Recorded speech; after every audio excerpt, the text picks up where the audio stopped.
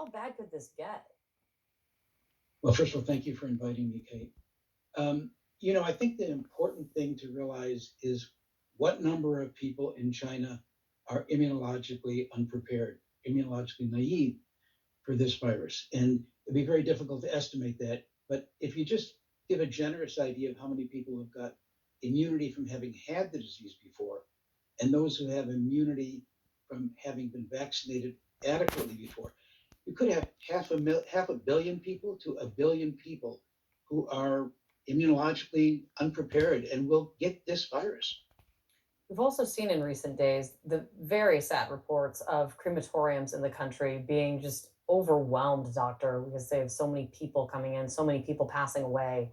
If you have this many millions of people getting infected, what does that mean for what the death toll could be looking like when you're talking about immunologically, vulnerable? So we're looking at models that say a million people in China might die from COVID over the next 3 months. It's not clear that those will all be reported. Um, the virus is going to infect everyone if it's wide open like this who hasn't been immunized either by the vaccine or prior disease. So there's nothing really to stop it. Even mounting a huge precedent setting national vaccination campaign right now, they don't have enough of the vaccine which is effective.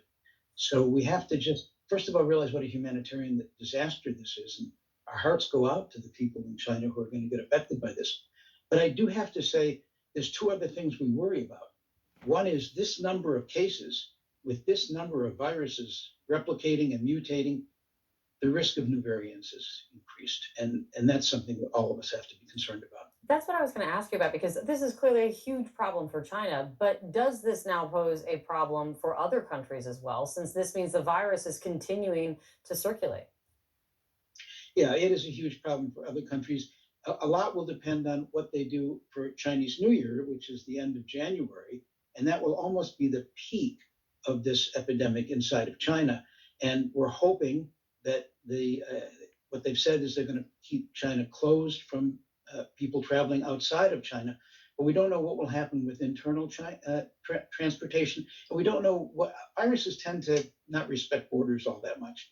So we have to worry about new variants. We have to worry about the disease spreading beyond China. And it's a tragedy. It absolutely is. Dr. Brilliant, thank you for coming on as always. I really appreciate it. Thank you for having me. Merry Christmas. Thank you, too. Out front next, frigid El Paso is